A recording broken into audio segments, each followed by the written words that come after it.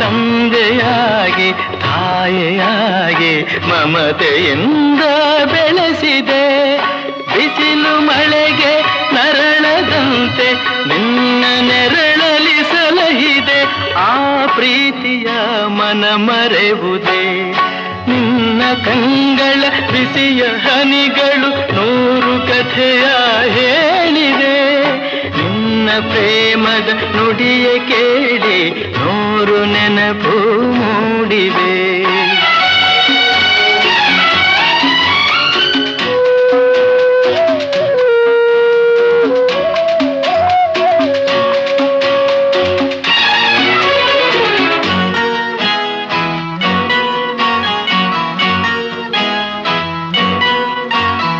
ಬಳ್ಳಿಯಂತೆ ಹಬ್ಬಿ ನಿನ್ನ ಆಸರೆಯಲ್ಲಿ ಬೆಳೆದೆನು.